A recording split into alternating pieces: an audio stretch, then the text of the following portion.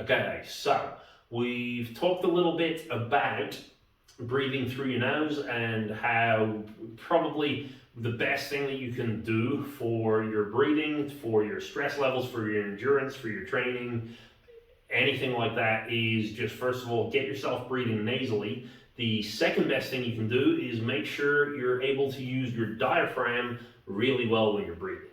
There's a ton of benefits for using your diaphragm. It's not just because it's the biggest muscle that moves your lungs and inflates your lungs. Also has a lot of awesome effects on all of the other organs in your body as well. So definitely being able to breathe using your diaphragm, being able to take deep breaths using your diaphragm can be really good. Next, we're just going to talk about some day-to-day breathing practice and day-to-day breathing habits. So in most research, they say the average human breathes about 12 to 20 times per minute. Now, that is actually considered quite fast. So most of the time, if we're at rest, we want to be dropping our breathing rate or breath rate much lower than that. So the next thing that I'm going to recommend people do is spend a good chunk of time practicing breathing at only about 6 breaths per minute. So that is an inhale and an exhale within the space of 10 seconds. And you're going to do that 6 times in the minute. Now, annoyingly, 6 times in a minute means you've got to do this for quite a lot of minutes to start making it habitual. So I would recommend taking a chunk of 5 minutes or 10 minutes when you start this and just practice that. Just have a stopwatch or a clock in front of you and work on that 5-second inhale, 5-second exhale for a while.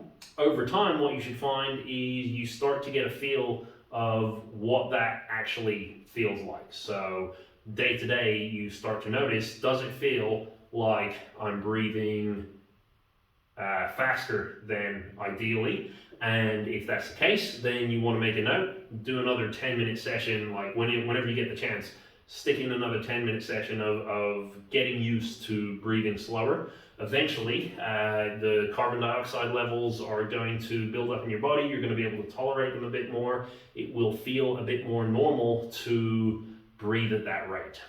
The next thing that's going to be really useful to do with your everyday breathing is to do 2 things really. One is to even out your breathing. So you might find, this happens to me all the time, even still after a lot of training, is you're sitting, you're looking on your phone, and then all of a sudden you take this huge breath just out of nowhere, and it feels really good.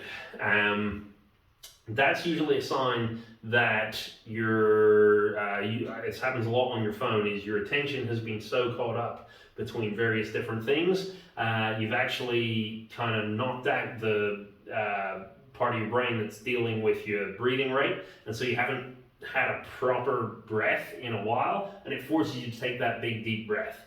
That's not great for your nervous system, because anytime you take these huge big deep breaths, your body assumes you're about to do a bunch of work. So even though you're doing it because you weren't necessarily breathing right just before then, your brain at the same time is going, maybe something's about to happen, and it starts to kick everything into gear like that's going to happen. But of course, nothing does. You just stay there on your phone.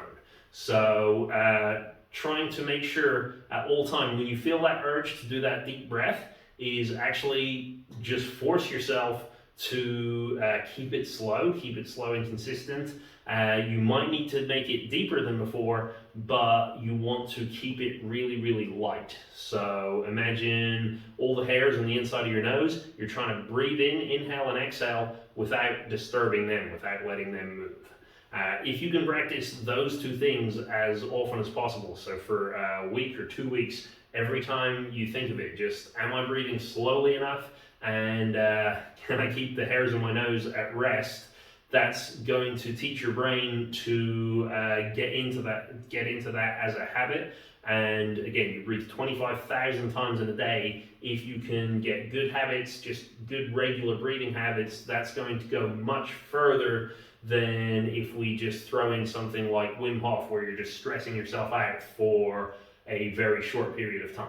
We will get to Wim Hof a little bit later. We'll talk about the benefits to that and when you might want to use it. But this video is just breathe at six breaths per minute as often as you can. You won't be able to do it the whole day, but trying to slow things down is going to be better for you. And then breathe very, very lightly. So when you're at rest, you only want to take in the bare minimum of air that you possibly can, that you need, and no more.